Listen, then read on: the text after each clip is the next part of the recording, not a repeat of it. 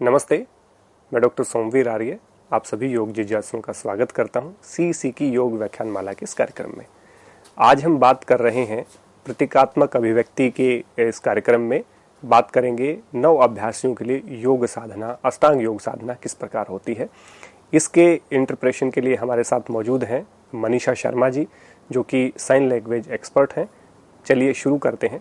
इससे पहले व्याख्यान में हमने अष्टांग योग जैसे कि 8 अंगों वाला योग होता है, उसमें यम, नियम, आसन, प्राणायाम, प्रत्याहार, धारणा, ध्यान और समाधि, ये 8 अंग उसमें रखे गए हैं।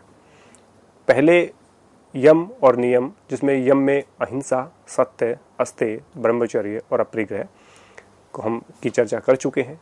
नियम में जो 5 अंग हैं, शौच, संतोष, तप, स्वाध्याय और ईश्वर प्रणिधान, इनकी चर्चा भी हम पिछले व्याख्यान में कर चुके हैं। तीसरा जो अंग है वो है आसन। आसन का अर्थ सामान्यतः हम बैठने के लिए प्रयोग करते हैं। जब भी कोई घर में मेहमान आता है, हम कहते हैं आसन ग्रहण कीजिए, तो उसको बैठने के लिए पूछते हैं, उसको भी आसन कहते हैं। जिस चीज पे हम बैठते हैं, दरी पे, चटाई पे, चद्दर पे, कुर्सी पे, उसको भी आसन कहते हैं। तो आसन कई चीजों में प्रयोग होने वाली चीज है। आसन योग में क्या होता है? योग में होता है एक विशेष प्रकार की मुद्रा बना लेना, विशेष प्रकार की शरीर की स्थिति। जैसे इसका जो श्लोक है वो है स्थिर सुखम आसनम, स्टेबिलिटी विद हैप्पीनेस।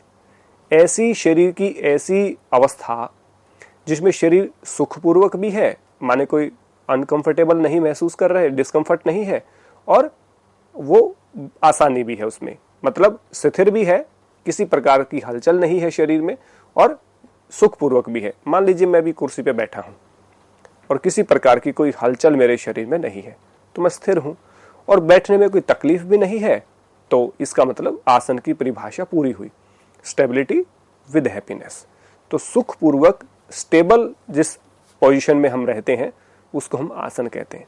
तो माने शरीर की वह अवस्था जिसमें हम बिना हिले डुले स्थिर होकर के लंबे समय तक बिना किसी परेशानी के बैठ सकें, वो आसन कहलाती है।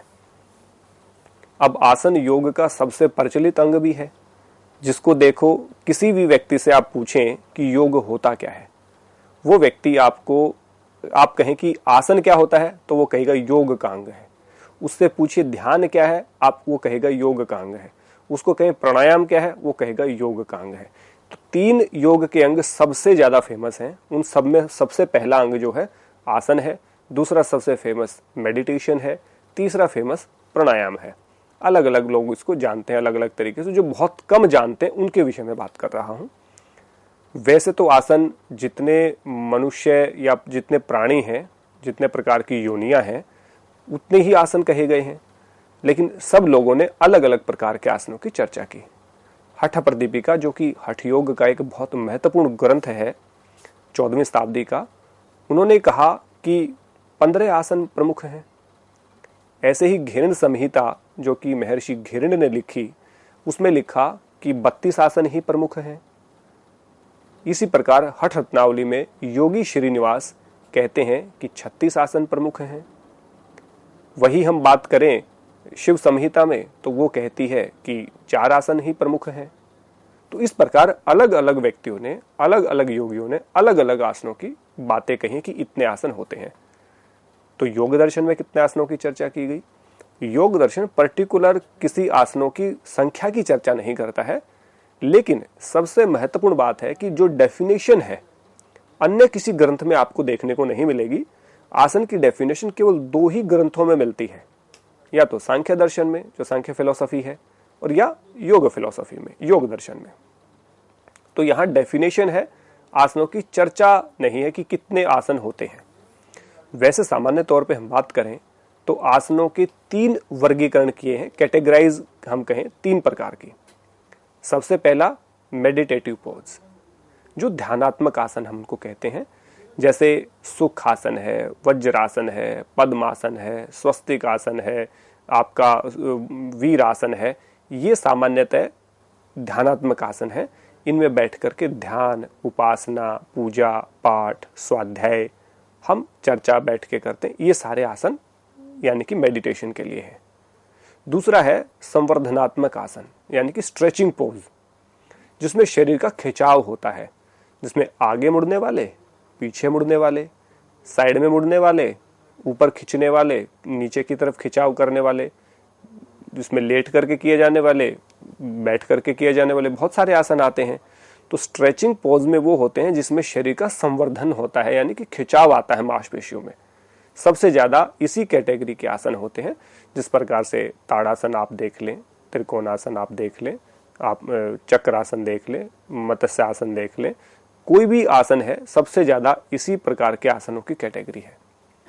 तीसरा आसन है रेस्टिंग पोज, आरामदायक आसन, जिसमें व्यक्ति आराम करता है।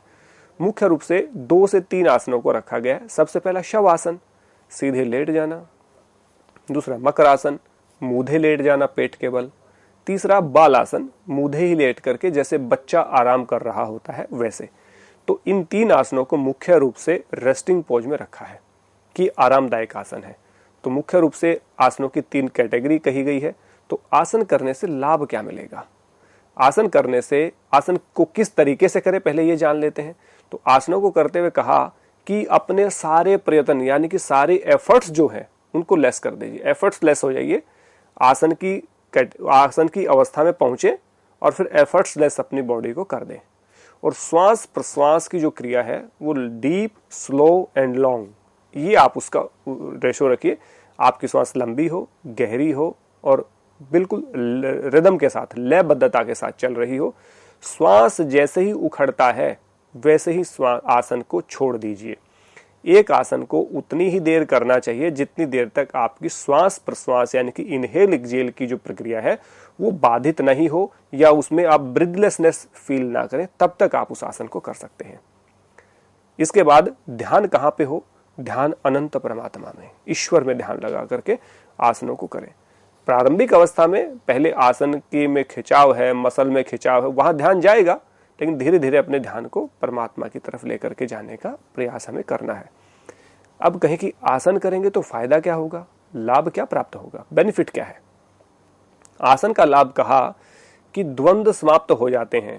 द्वंद्व क्या? जब हमने बात की कंफर्टेबल और अनकंफर्टेबल, 2 सिचुएशन होती हैं, सुख दुख, लाभ हानि, मान अपमान, जय पराजय, भूख प्यास। ये क्या है?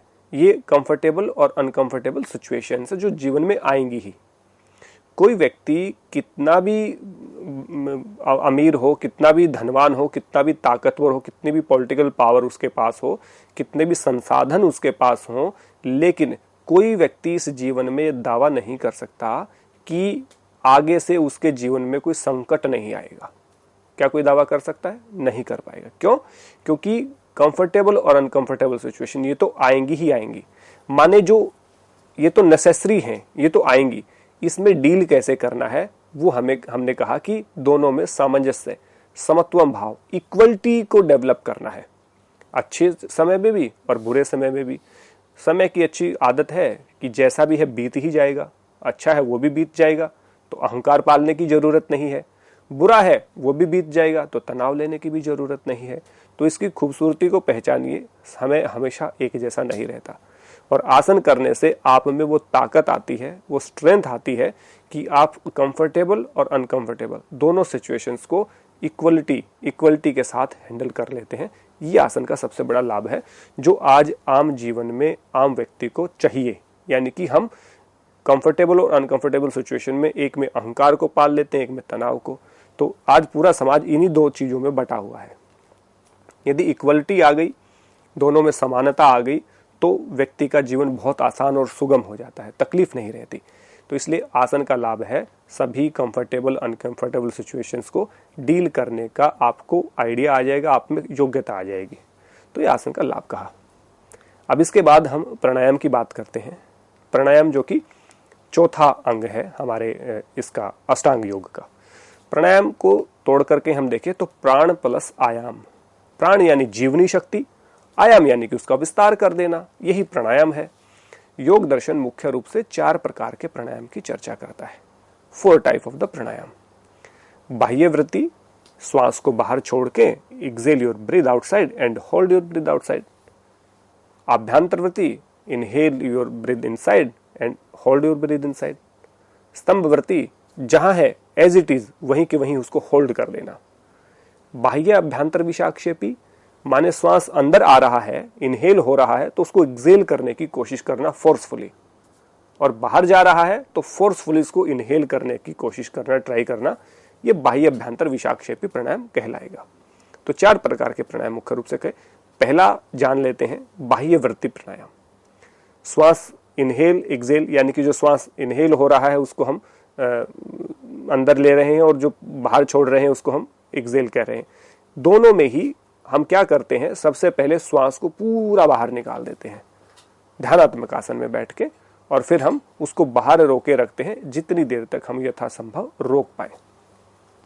अब उसका लाभ क्या होगा, हमारी बॉडी में जो एयर पॉकेट बनी रहती हैं, जो श्वास के रुकने से, वायु के रुकने से दर्द पैदा करती हैं, तो एयर पॉकेट डिसॉल्व होना शुरू हो जाएंगी।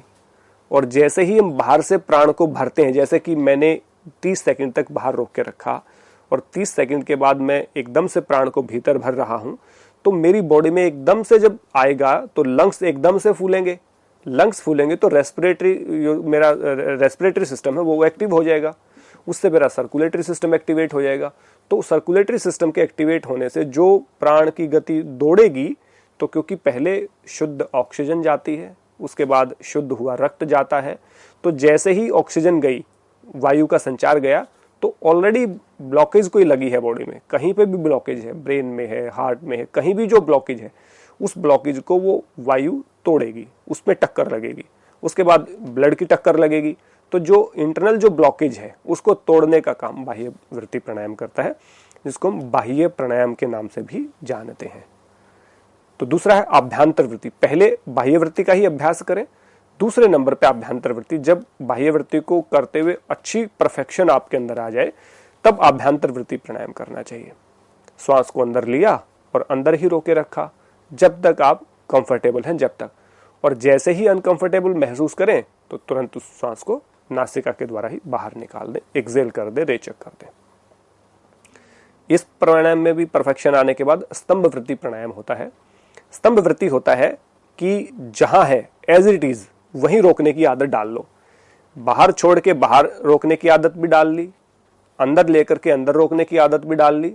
अब जहां है वहीं की वहीं उसको रोकने की कोशिश करो, और जैसे आप उसको रोकने की कोशिश करते हैं तो आपका प्राण पे और भी कंट्रोल हो जाता है। और ये जब तीनों प्राणायाम आप कर लेते हैं तो चौथा जो सबसे कठिन समझा जाता है उसको बड़ी आसानी से आप कर सकते हैं। 3 शब्द यहाँ पे प्रयोग किए गए, बाह्य यानी कि बाहर छोड़ना, आभ्यंतर यानी कि अंदर लेना, और विषाक्षेपी। तो बाहर जा रहा है तो उसको फोर्सफुली अंदर खींचिए, क्योंकि ताकत होगी उस समय पे आपके पास। और वो ताकत कब होगी, जब बाह्य प्राणायाम, आभ्यंतर प्राणायाम और स्तंभ वृत्ति प्राणायाम को आप अच्छे से करके इसमें परफेक्शन हासिल कर चुके होंगे। सालों की मेहनत के बाद ये चौथा प्राणायाम आप कर सकते हैं। और जब अंदर जा रहा है उसको बाहर फेंकने की कोशिश करना, बाहर जा रहा है उसको जबरदस्ती अंदर लेने की कोशिश करना, अपने प्राण के साथ खेलना एक तरह से। ये बाह्य अभ्यंतर विषाक्षेपी प्राणायाम है।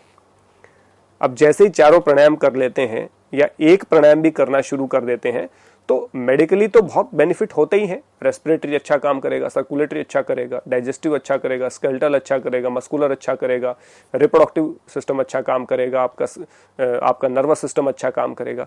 माने जितनी भी बॉडी में 9 मेजर सिस्टम्स हैं वो अच्छे से काम करेंगे, नो डाउट। बट इसका जो इंटरनल जो बेनिफिट है, जो सबसे अच्छा बेनिफिट है, आपका प्राण लॉन्ग, डीप एंड स्लो हो जाएगा। और जैसे ही जिसका प्राण लॉन्ग, डीप एंड स्लो होता है उसकी लाइफ बढ़ जाती है, वो लंबा जीता है। और लंबा जिएगा तो बीमारियों से रहित रहेगा, यानी कि बीमारियां नहीं होंगी, उसको आरोग्यता रहेगी, हेल्दी लाइफ रहेगी। और जैसे ही चारों प्राणायाम आपने किए और उन प्राणायाम के करने से एक तो आपके मन में धारणा करने की शक्ति बढ़ती है। धारणा माने कंसंट्रेशन पावर आपके भीतर आ जाएगी। मतलब कठिन से कठिन विषय, कठिन से कठिन जो टॉपिक होते हैं, सब्जेक्ट होते हैं, जो कई बार समझ में नहीं आते, उनको आसानी से समझने का भाव आपके भीतर आएगा यदि आप प्राणायाम का अभ्यास कर रहे हैं। और जो दिमाग होता है, जिसको हम कहते हैं ना कि अंधकार होता है, तो दिमाग के ऊपर जो अंधकार है, लैक ऑफ नॉलेज है, वो दूर होती है, और ज्ञान का जो प्रकाश है यानी कि जो नॉलेज है वो बढ़ती रहेगी, और लैक ऑफ नॉलेज घटती रहेगी। ये 2 मुख्य फायदे, ये 2 मेजर बेनिफिट हैं आपके प्राणायाम के करने से। तो प्राणायाम को ना केवल सुनना है, प्राणायाम को इम्प्लीमेंट करना है। कोई भी साधना की चर्चा हम यहाँ कर रहे हैं, उसको का इम्प्लीमेंटेशन सबसे इंपॉर्टेंट पार्ट है। सुनने से, देखने से, पढ़ने से जानकारी बढ़ेगी, बट उस जानकारी का यदि बेनिफिट लेना चाहते तो इम्प्लीमेंटेशन करना पड़ेगा। तो implementation is a most important thing in योग फील्ड, या कहीं किसी भी फील्ड में सबसे इंपॉर्टेंट यही होता है। जब तक आप उन चीज़ों को इम्प्लीमेंट नहीं करते, मान लीजिए मुझे पता है कि गाड़ी को मुझे कितनी लिमिट पे रखना है, मैं हाईवे पे जा रहा हूँ तो मुझे 100-110 से ज़्यादा स्पीड नहीं रखनी चाहिए, इससे ज़्यादा रखूँगा तो दुर्घटना होने की संभावना है। दुर्घटना नहीं भी हुई तो मेरा और स्पीडिंग का चालान कर सकता है, तो नुकसान करेगा। तो मुझे पता है कि यहाँ नुकसान होगा तो मैं उस स्पीड को कंट्रोल में रखूँगा। तो ये हो गया, जानता भी हूँ और मानता भी हूँ। यदि हम दिल्ली की बात करें, लुटियंस दिल्ली में यदि हम ड्राइव करेंगे तो 50 की स्पीड है, कहीं भी दिल्ली के अंदर आप ड्राइव करते हैं तो 50 की स्पीड है। उससे थोड़ा सा आउटर रिंग रोड पे निकलते हैं तो 60 हो जाता है, उससे आगे निकलते हैं 70-80 हो जाता है, और हाईवे पे आपका 90-100 रहता है, और एक्सप्रेस वे पे 110 तक आपका लिमिट रहता है। सब चीज़ों को जानते हैं और मानते हैं तो कभी चालान नहीं कटेगा, कभी दुर्घटना होने की संभावना नहीं रहेगी। लेकिन जानते हैं, लेकिन फिर भी आप तेज गाड़ी से दौड़ा रहे हैं उसको, तो आप जानते तो हैं लेकिन मानते नहीं हैं। तो इसलिए अभ्यास को समझें, जानें और उसके बाद उसका अभ्यास करें, तभी बेनिफिट मिलेगा। अब 5वें अंग की बात हम करें, प्रत्याहार। प्रत्याहार प्रत्याहार है इंद्रियों को अंतर्मुखी करना। अपनी इंद्रियां हैं, आंखों से देखते हैं, कानों से सुनते हैं, जिह्वा से रस का अनुभव करते हैं, त्वचा से हम स्पर्श का अनुभव करते हैं। तो ये सारे की सारी क्या है, इंद्रियां। इन बाह्य विषयों को हम देखते हैं। तो आंखों से अंदर देखना, कानों से अंतर आत्मा की आवाज सुनना, अपने आप का स्पर्श करना, अपने आप को अनुभव करना, मतलब टोटली इंट्रोवर्टेड होना। जब हम बाहर चीजों पे ध्यान करते हैं तो बाहर की चीजों में डूबे रहते हैं, आसक्ति रहती है, राग बढ़ जाता है, द्वेष बढ़ जाता है। क्योंकि जो अच्छी चीजें प्राप्त होंगी तो राग बढ़ेगा, और यदि अच्छी चीजें प्राप्त नहीं होंगी तो द्वेष बढ़ेगा, यानी कि कटुता आएगी, दुख होगा। तो दोनों सिचुएशन को दूर करने के लिए प्रत्याहार का पालन यदि हम करते हैं तो हम इंद्रियों को अंतर्मुखी करते हैं। उसका बेनिफिट क्या है? उसका बेनिफिट छठे अंग से हम देख सकते हैं, धारणा। तो धारणा क्या है? कंसंट्रेशन। कहा ना, इसके एक श्लोक है, सूत्र है, देश बंध चित्तस्य धारणा, अपने चित्त को एक स्थान विशेष पर लगाना। मैं अपने चित्त को यहाँ पे पॉइंटेड कर दूं, एक किसी भी अंग पे, किसी भी जगह में अपना एक देखना शुरू कर दूं और वहां पे अपने चित्त को लगा दूं। चित्त जो अंतःकरण का अंग है, जो विचारों का संग्रह, यानी कि विचारों का जो बैंक है, उसको हम चित्त कहते हैं। और उस चित्त को हम एक स्थान पे लगा दे, वो धारणा कहलाएगी, कंसंट्रेशन। और उस कंसंट्रेशन का लगातार लंबे समय तक बने रहना ध्यान कहलाता है। तो धारणा ध्यान में कन्वर्ट कब होती है? जब लंबे समय तक वो चीजें रहती हैं। तो ध्यान के विषय में कहा गया कि जहां पे धारणा की गई थी, चित्त को जिस स्थान पे हमने लगाया था थोड़े समय के लिए, और वो लंबे समय तक वहां लगा रहा, किसी प्रकार का विघ्न नहीं आया, किसी प्रकार का डिस्टर्बेंस हमें नहीं हुआ, वो ध्यान बन जाएगा। तो धारणा ही ध्यान बनती है। और धारणा के लिए प्रत्याहार जरूरी है, प्रत्याहार के लिए प्राणायाम जरूरी है, प्राणायाम के लिए आसन जरूरी है, आसन के लिए नियम जरूरी है, नियम के लिए यम जरूरी है। तो इस प्रकार एक दूसरे से जुड़ी हुई चीजें हैं। जैसे ही धारणा मजबूत हुई तो ध्यान में कन्वर्ट हो गया। जो आज मेडिटेशन के नाम पे पूरे विश्व में सबसे ज्यादा जो भागदौड़ मची है, वो ध्यान के ऊपर ही है कि मेडिटेशन करेंगे। कोई 1 मिनट में मेडिटेशन कराने का दावा करता है, कोई मेडिटेशन में आपको परमात्मा के दर्शन कराने का दावा करता है। तो विभिन्न प्रकार के दावे आजकल हो रहे हैं, लेकिन ध्यान को करने के लिए बहुत संयम चाहिए। उससे पहले की जितनी भी चीजें हैं, यम, नियम, आसन, प्राणायाम, प्रत्याहार, धारणा, वो पालन होनी चाहिए, तब जाकर के ध्यान करते हैं। तो लेकिन ध्यान को हम कहते हैं कि सीधा ध्यान ही करवा देते हैं, उससे हमें बचना चाहिए। इसके बाद अंतिम जो अंग है वो है समाधि। समाधि मतलब लिबरेशन, पूरी तरह से अपने मुक्त हो जाना, जो मोक्ष कहते हैं। समाधि के 2 अंग हैं, संप्रजात समाधि और असंप्रजात समाधि। संप्रजात समाधि पहली समाधि है, असंप्रजात समाधि दूसरी, यानी कि हायर स्टेज है। इसको हम ऐसे समझ सकते हैं, जब कंसंट्रेशन फुल हो जाता है तो संप्रजात हो जाती है, यानी कि चित्त की एकाग्र अवस्था, कंसंट्रेशन है फुल। लेकिन जब कंसंट्रेशन से आगे हम निकल जाते हैं और पूरी तरह से लीन हो जाते हैं हम कोई विकार हमारे अंदर नहीं रहता, हमारी बुद्धि सम हो जाती, इक्वल हो जाती है, चित्त की सभी वृत्तियां शांत हो जाती हैं, तब असंप्रज्ञात समाधि आती है जो कि आपको फिर मोक्ष प्रदान करती है। तो समाधि इज ए क्वालिफिकेशन ऑफ आप मोक्ष, यानी कि मोक्ष प्राप्त करने के लिए जो मैंडेटरी जो क्वालिफिकेशन है, जो आपकी योग्यता है न्यूनतम, वो आपकी समाधि होनी चाहिए। समाधि ही फिर मोक्ष को प्रदान करवाती है। तो ये आज के व्याख्यान में हमने आपको बताया कि अष्टांग योग नव अभ्यासी साधकों के लिए किस प्रकार उपयोगी है। आपको जान करके अच्छा लगा है और इसको इम्प्लीमेंट करेंगे तो आप भी समाधिस्थ हो सकते हैं और नव अभ्यासी के लिए मोक्ष का मार्ग खुला है सबके लिए। जो प्रैक्टिस करे, जो अभ्यास करे, वो इसमें आगे जा सकता है। तो आज का जो हमारा जो प्रतीकात्मक सेशन है, इसका प्रतीकात्मक अभिव्यक्ति, वो आज एक नया इसमें हमने जोड़ा कि योग को भी किस प्रकार से जो साइन लैंग्वेज के माध्यम से जाना जा सकता है। तो आज के इस व्याख्यान में हमारे साथ उपस्थित मनीषा शर्मा जी का भी मैं धन्यवाद करता हूं और आप सबका भी धन्यवाद करता हूं कि आप सब लोगों ने व्याख्यान को सुना। आशा करता हूं आगामी व्याख्यानों को फिर लेकर के उपस्थित होंगे। तब तक के लिए आप सबका बहुत बहुत धन्यवाद। नमस्ते।